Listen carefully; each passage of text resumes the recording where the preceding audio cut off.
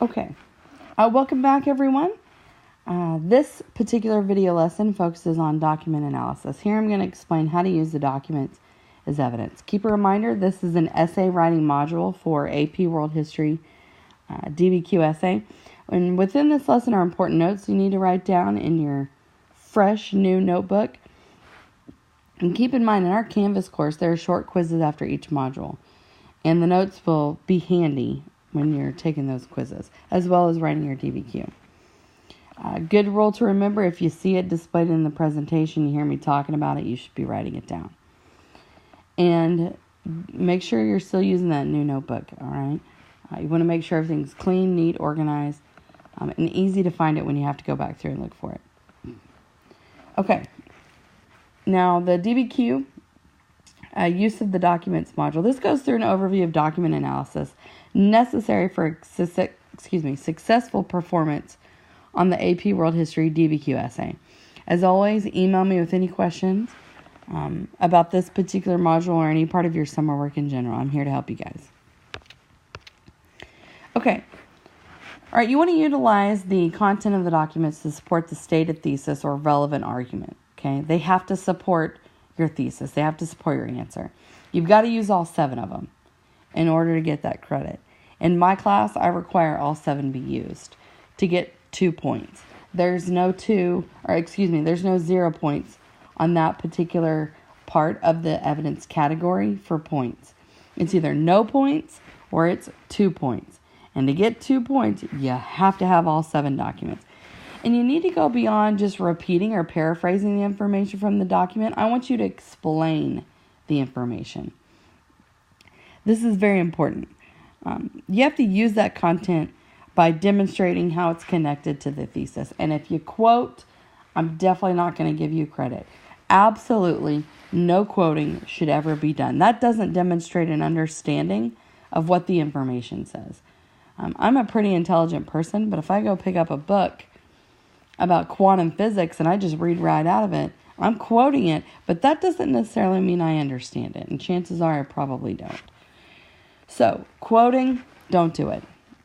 And each document should have an explanation statement separate from anything else. So, when you use the information from the document and you've explained what's in that document, that should be a completely separate statement from anything else. So if you think of your 7 documents, get 7 different statements, right? 3 documents will support one answer, 3 other documents will support another answer, and then you take the last document and 2 others to support your third answer. And yes, that's possible. One document can support 2 answers. Absolutely. Okay, let's talk about primary sources for a second.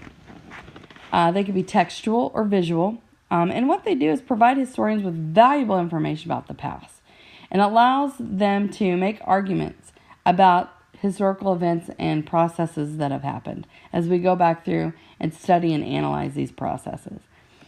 But primary sources have some complications, so historians must analyze these using very specific skills. And these are skills that you need to develop throughout the school year. Historical thinking involved describing, selecting, and evaluating relevant evidence about the past from diverse sources. And you've got to draw conclusions about their relevance to different historical issues. Okay? As a student, you should be able to explain the relevance of the content of the information and apply that content accurately to support an argument. And the historical analysis focuses on the connection between the content of the source and the author, their point of view, their purpose, their audience, the format of which the source is put in. All of that is very important. All of that's part of the connection. Okay? And you have to assess the usefulness, the liability, and even limitations of a source's historical evidence.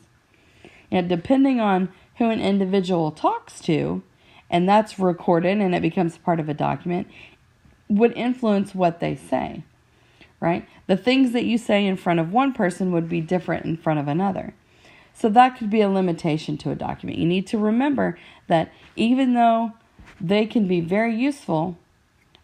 You have to think about how reliable they are and then the limitations that come from these sources. Now let's talk about secondary sources. Also, both textual and visual, and they can be presented in a variety of ways. But conflicting secondary sources lead to very different interpretations of the past, including different causes, effects, and models of periodization.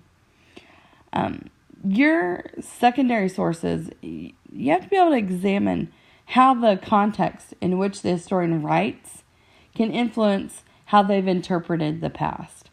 How other disciplines can offer insights into the past and into the study of the past, which can help historians build their interpretations. But if you got to think, for this document, how does the excerpt contain a thesis or claim? And if so, what is that claim? What is the author trying to say? And what analysis does the author offer in terms of causes and effects? What theme does the author focus on to explain the event? Is it social? Is it political? Is it intellectual? Is it cultural? Is it economic? What's the theme? And what kinds of evidence does the author provide to support the analysis? So those are very important things that you need to look at when you're looking at a secondary source. And remember, primary sources are sources that are created at the time of that particular event that the source is about. Okay? And secondary sources come after that particular development, and it's part of an analysis or part of an explanation of the event. Okay, that's the explanation for using the documents. If you have questions, email me, stop by my room. Try and get that done before school is out. And I hope you guys are doing okay on these modules. I hope you're learning something and this is making sense. Again, if you have questions, please come by or email me. I am here to help. I can help in whatever way I need to. Okay, good luck, and I'll see you for the next one.